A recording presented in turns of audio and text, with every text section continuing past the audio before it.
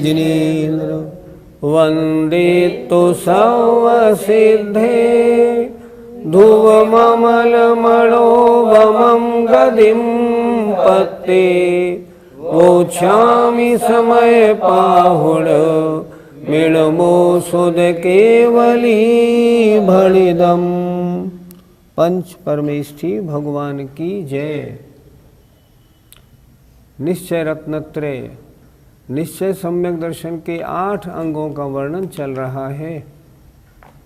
आज निर्जरा अधिकार की ये अंतिम गाथा है और 8 अंगों में से 7 अंग का वर्णन हो गया। आज अंतिम अंग है प्रभावना अंग। निश्चय से प्रभावना अंग का क्या वर्णन होता है, इसकी चर्चा गाथा नंबर 251 में है। गाथा निकालिए, विचार करते। विजारह मारूढ़ो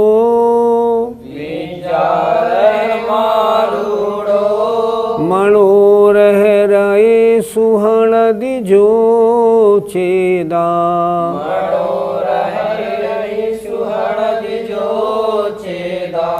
मनोरह रहे सुहण दिजो चेदा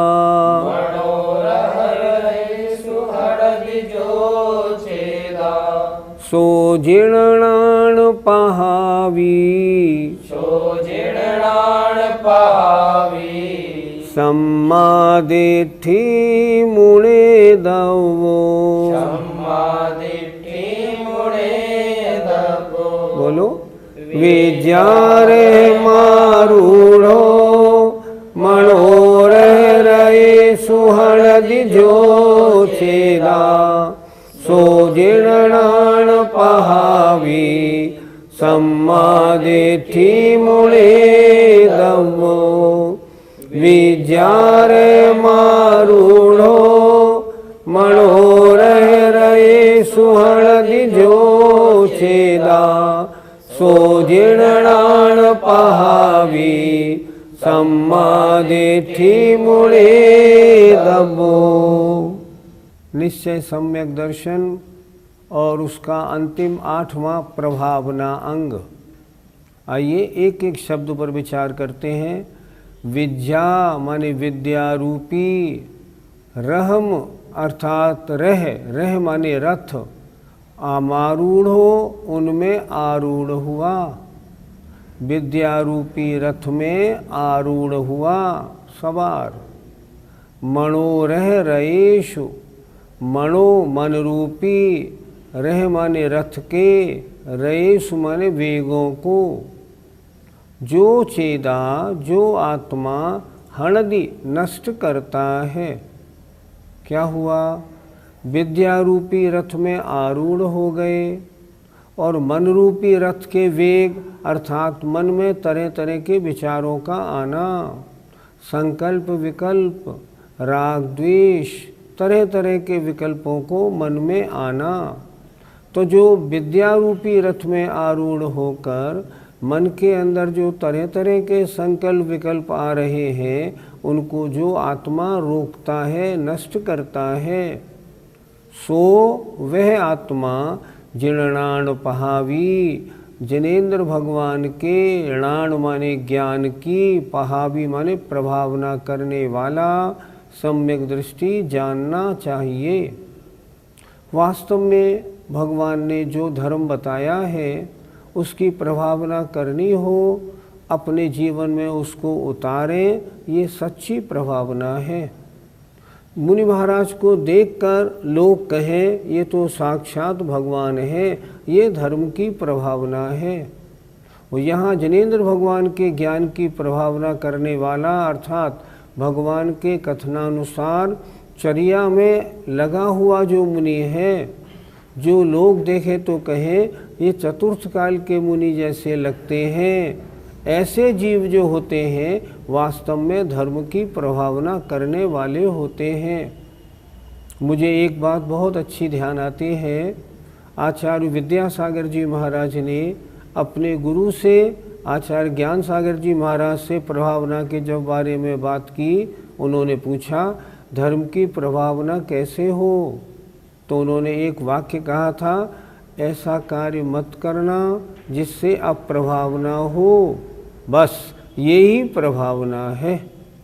हम अगर कोई ऐसा गलत कार्य न करें तब धर्म की चारों ओर प्रशंसा होती है। एक समय था जब कोर्ट में अगर कोई जैन गवाही देने जाता था तब उस जज जो है ना, उस जैन की गवाही को प्रामाणिक मानता था। वो मानता था इन जैनियों का आचरण, इनका खाना पीना, इनका हर चीज़ कितनी शुद्ध है, इसलिए ये जो कह रहा है ये सही है। यही तो धर्म की प्रभावना है। देखने वाला कहे जैनी है, क्या बात है, इनका तो हर काम बहुत अच्छा है। इसलिए जैनेंद्र भगवान के ज्ञान की प्रभावना कैसे होगी कि विद्या रूपी रथ में सवार हों और मन में जो वेग है, संकल्प विकल्प राग द्वेष आदि परिणामों की जो पंक्ति चलती है ना, उस सबको हटा दें। अर्थात शुभोपयोग में न जाकर शुद्धोपयोग में लगे रहें। ये वास्तव में निश्चय नय से प्रभावना अंग का स्वरूप है।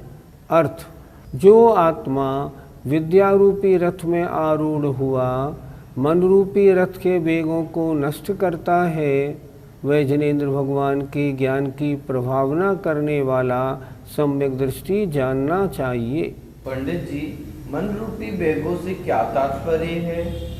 अपनी मान बढ़ाई के लिए, अपने यश प्राप्ति के लिए, अपने विभिन्न प्रकार के लाभों के लिए, अपने को सर्वोत्तम रूप बनाने के लिए जो चित्त में तरह तरह के विचार आते रहते हैं, मैं ऐसा करूँगा तो मैं इतना ऊंचा, इतनी प्रतिष्ठा को प्राप्त हो जाऊँगा, ऐसे जितने भी भाव हैं ये मन रूपी वेग के हैं। प्रत्येक व्यक्ति चाहता है मेरा सम्मान, मेरा यश, मेरी प्रतिष्ठा और बढ़े, लेकिन इनका बढ़ाने वाला ये काम जितने भी हैं ये मन के वेग हैं। संकल्प विकल्प राग द्वेष से भरे हुए हैं। जो इनमें उलझते हैं वे ज्ञानी नहीं अज्ञानी कहलाते हैं। ज्ञानी तो एक ही कार्य करते हैं, लिखा है आचार्य ने, ज्ञान ध्यान तपोरक्तस तपस्वी स प्रशस्यते। वो तो ज्ञान ध्यान और तप में ही लगे रहते हैं, अन्य के लिए उनके पास समय है कहाँ। और जब इसमें लगेंगे ना तो मन के अंदर जो बढ़ाई, सम्मान, नाम, यश, इनका जो वेग चलता रहता है ना, वो सब हट जाएगा और परम आत्मानंद में वो लीन रहे आएंगे। पंडित जी, इन मन के वेगों से हानि क्या है? इन मन के वेगों से हानि, इससे बड़ी हानि और है क्या। जो मुनिराज अभी तक शुद्धोपयोग में थे, अगर एक भी मन के वेग में वो लग गए तो शुद्धोपयोग से गिर के शुभोपयोग में आ जाएंगे। और अगर थोड़े और आगे बढ़े और अशुभोपयोग में आ गए तो पंच परावर्तन रूप संसार में भ्रमण करने वाले हो जाएंगे, दुर्गति हो जाएगी।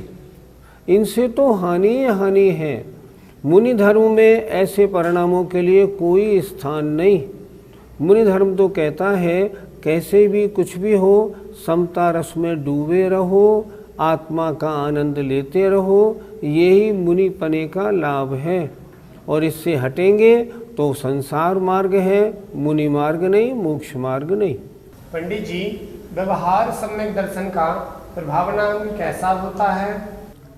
दौलत राम जी छेडाला में लिखते हैं, जिन धर्म दिपावे, ऐसे कार्य करे जिससे जैन धर्म का यश हो, जिन धर्म का प्रभाव फैले। अभी वर्तमान में भी जो तरह तरह के मेले वगैरह होते हैं, तरह तरह की गोष्ठियाँ होती हैं और तरह तरह के कार्य होते हैं, ये भी धर्म के प्रचार प्रसार के लिए होते हैं। लेकिन जैसा आचार्य समंतभद्र महाराज ने कहा वो बहुत ही सुंदर है। अज्ञान तिमिर व्याप्ति मपाकृत्य यथायथम जिन शासन माहात्म्य प्रकाश स्यात् प्रभावना। सारे विश्व में अज्ञान रूपी अंधकार फैला हुआ है।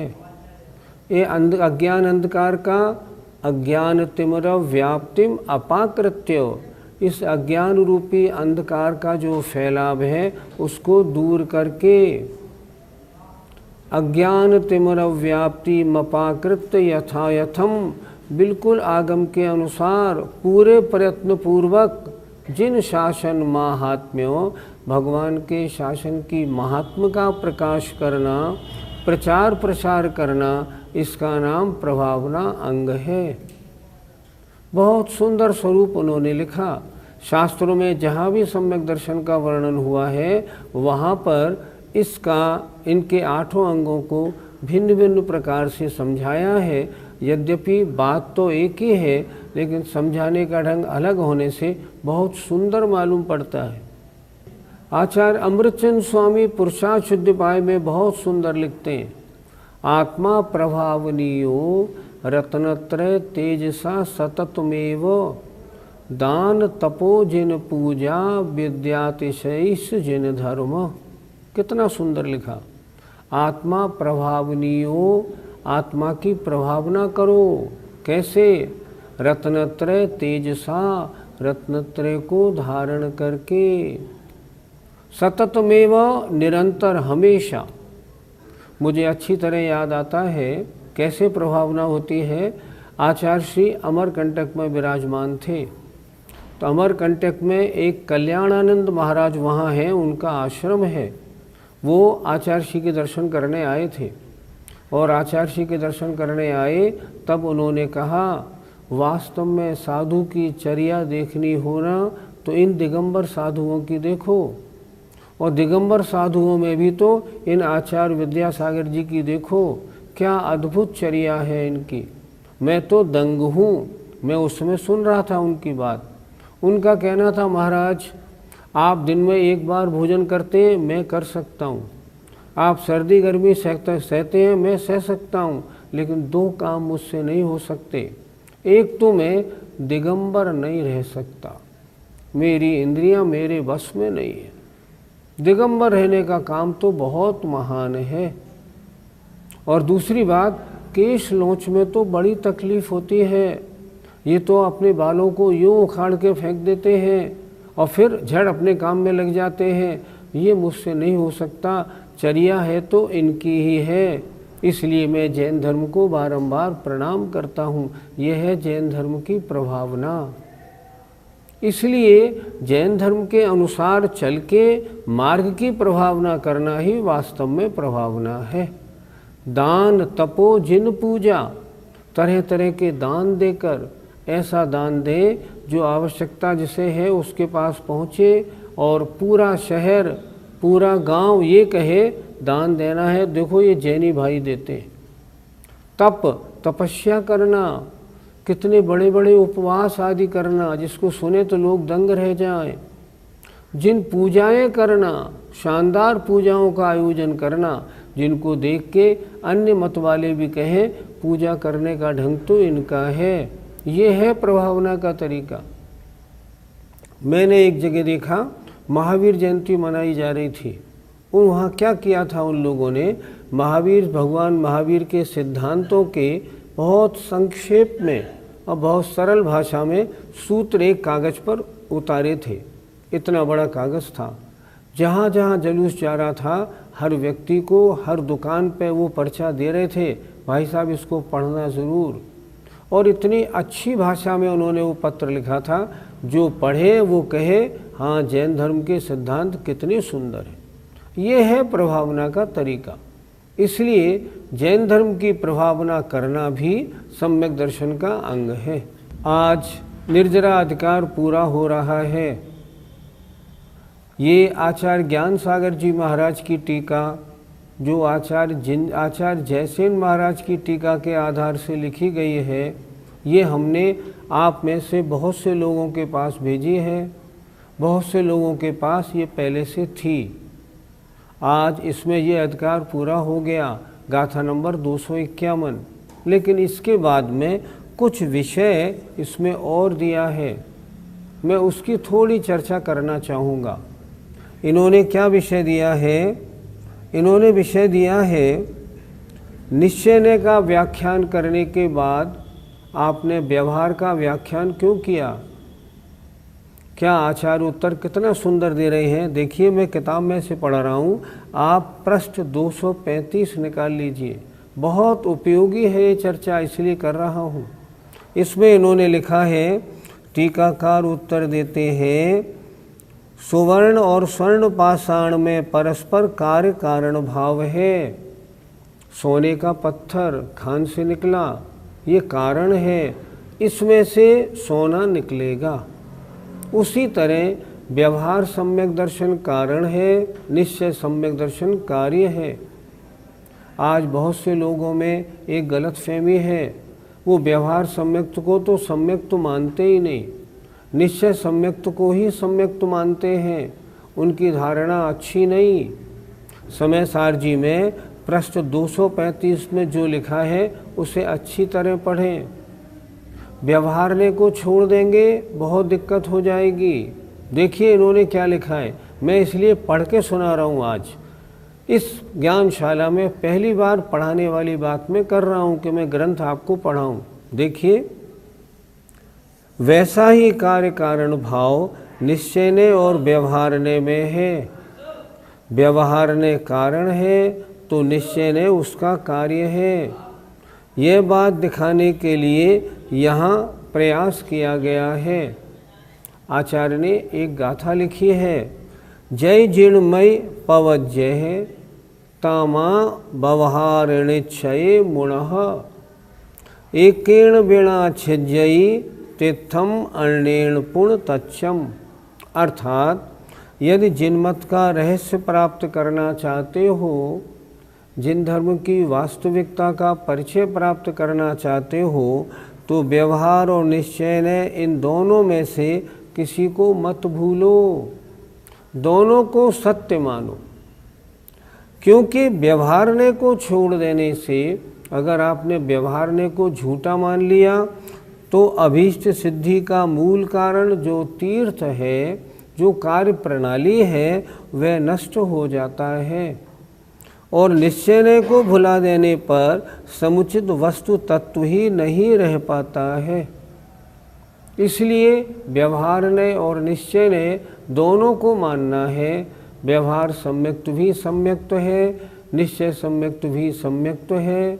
व्यवहार सम्यक्त का गुणस्थान 4, 5, 6 और 7वें गुणस्थान का शुभोपयोग। निश्चय सम्यक्त के गुणस्थान 7वें गुणस्थान के शुद्धोपयोग से और ऊपर। ये होता है इसका सही सही वर्णन। इसलिए इस तरह व्यवहारने को झूठा नहीं मानकर दोनों नयों के द्वारा व्याख्या की गई है, इस तरह समझना चाहिए। इसमें आगे एक विषय और भी दिया है, सम्यक दृष्टि जीव के जो संवर पूर्वक निर्जरा होती हुई बताई है, वह भी प्रधानतया निर्विकल्प समाधि के होने पर होती है। जो यहाँ मुख्य विषय लिखा है निर्जरा का, वो कब होता है? वो होता है जब वो जीव अपने शुद्धोपयोग में लीन होते हैं, तब होता है। मैंने बताया भी था, 7वें गुणस्थान में छपक श्रेणी पर आगे बढ़ने के लिए परिणाम बने, वहाँ अधिकरण हो गया और छपक श्रेणी में जीव चढ़ा। तो कभी आपने सोचा शुद्धोपयोग में आने के बाद 7वें गुणस्थान से 13वें गुणस्थान तक पहुँचने में कितना समय लगता है? 1 मिनट से भी कम। शुद्धोपयोग की महिमा, शुद्धोपयोग की निर्जरा, महान निर्जरा करता है शुद्धोपयोग। और वे मुनिराज 7वें गुणस्थान में शुद्धोपयोग में प्रवेश हुए और 8, 9, 10, 12 और 13वें गुणस्थान में 1 मिनट में पहुंच जाते हैं। ये शुद्धोपयोग की निर्जरा की महानता है, जो उन्होंने बहुत अच्छी तरह लिखी है। एक बात और भी अच्छी इन्होंने लिखी है, वो भी पढ़ने लायक है। देखिए, इस प्रकार दुर्लभता को जानकर, दुर्लभता कितनी है इन्होंने लिखा पेज 235 में नीचे, साधारण निकोद से निकलकर एक इंद्री, विकलेंद्री, पंचेंद्री, सैनीपना, संगी में भी पर्याप्तक, मनुष्यपना, उत्तम देश, उत्तम कुल, सुडौल निरोग शरीर, इंद्रियों की पूर्णता, रोग रहित आयु और समीचीन धर्म का, सच्चे जैन धर्म का सुनना, उसे विचार पूर्वक अपने मन में उतारना और धारण करना, भली बुद्धि उस पर विश्वास लाना, संयम स्वीकार करना, पंचेंद्रियों के विषयों से दूर हटना, क्रोधादि कषायों को दूर करना, अनशनादि तप की भावना का होना, एक एवं समाधि पूर्वक मरण, ये सब बातें उत्तरोत्तर दुर्लभ हैं, बहुत मुश्किल से मिली हैं। हमें इन सब बातों की सहजता और सरलता वर्तमान में प्राप्त है, क्योंकि इन बातों में रुकावट डालने वाले कारण निरंतर होते रहते हैं। इस प्रकार की दुर्लभता को जानकर क्या करना चाहिए? क्या लिखा, श्लोक लिखा एक, इत्यति दुर्लभ रूपाम बोधिम लब्ध्वा यदि प्रमादी स्यात् संसृत भीमारण्ये भ्रमति भरा को नरः सुचिरः। मैंने कहा ये आपको बता दूं, अर्थ देखिए कितना अच्छा लिखा है। अर्थात उपर्युक्त प्रकार से जिसका प्राप्त होना अत्यंत दुर्लभ है, उस बोधि माने रत्नत्रय भाव को प्राप्त करके भी, वर्तमान की सारी सुविधाएं मिलने पर भी यदि मनुष्य प्रमादी बना रहे और उसे हाथ से खो दे, तो फिर वह बेचारा इस भयंकर संसार रूप वन में बहुत काल तक परिभ्रमण करता ही रहेगा। इसलिए वर्तमान में हमें सारी सुविधाएं प्राप्त हुई हैं, निरोग शरीर, अच्छा परिवार, उत्तम कुल, उत्तम देश। वर्तमान में अच्छे अच्छे ग्रंथों का सुनना और पढ़ना, अच्छी चर्या वाले महाराजों के दर्शन करना, उनके उपदेश सुनना, सारी सुविधाएं प्राप्त होने के बाद भी अगर हमने मोक्ष मार्ग में कदम नहीं रखा तो हमारी ये पर्याय व्यर्थ चली जाएगी। इसलिए आज निर्जरा अधिकार पूरा हो रहा है। निर्जरा का मुख्य कारण है व्रत, इसलिए अपनी इस पर्याय में व्रतों को धारण जरूर करना है। आचार्य के पास एक पंडित जी समयसार पढ़ने वाले आए थे। उन्होंने आचार्य से प्रश्न किया, महाराज आपने समयसार कितनी बार पढ़ा? आचार्य विद्यासागर जी महाराज बोले, क्यों, क्या बात है भैया? उन्होंने कहा, मैंने 100 बार पढ़ा है और हजारों को पढ़ाया है। धोती कुर्ता पहने हुए पंडित जी थे, मेरे साथ में अंदर गए थे। आचार्य जी बोले, भैया हम क्या बताएं, हमने तो हमें हमारे गुरु ने एक बार समयसार पढ़ाया, हमारे तो कपड़े उतर गए, और तुमने 100 बार पढ़ा और पढ़ाया, और तुम अभी कुर्ता धोती पहने बैठे हो, तुमने कैसे पढ़ा हमें नहीं मालूम। इस उदाहरण को याद रखना है। अर्थात समयसार पढ़ना नहीं, जीवन में उतारना है, तब तो समयसार पढ़ा, नहीं तो व्यर्थ का खेल हो गया। मुझे उम्मीद है आप इसको जीवन में अवश्य उतारेंगे। गाथा 251 का पद्यानुवाद देखिए। हो रूढ़ ध्यान रथ हाथ लगाम लेता, तो भाव मान मन को झट थाम लेता। सम्यक्त मंडित महा मुनि साधना है, होती नितांत जिन धर्म प्रभावना है। जो अपने मन को ध्यान से हटते हुए देखकर पुनः थाम लेता है, ऐसे मुनि महाराज की साधना होती है, और यही वास्तविक प्रभावना है। जय जिनेंद्र। इस कार्यक्रम के पुण्यार्जक हैं मानक चंद, कमला देवी, राकेश कुमार नीतू, ऋषभ सौम्या एवं Aayushi Musharraf, B123 Sethi colony Jaipur, Premchand Vijay Lakshmi Ajmera Jaipur, Ashok Rajlakshmi Pandya Jaipur, Sunil Renu Kasliwal New Delhi. Shri Parasnath re rolling mills limited, Durgapur 1, Bardhaman Paschim Bangal. Amita Jain, wife of Anil Kumar Jain, Sangeeta Jain, wife of Vipin Kumar Jain. Shri Satish Chandra Jain की पुण्यतिथि पर Shrimati Shobha Jain, doctor Piyush Jain, doctor Anjali Jain, doctor Shakti Jain, संयम जैन, कुमारी दिया जैन। श्री दिगंबर जैन महिला शास्त्र सभा, सूर्यनगर, गाजियाबाद।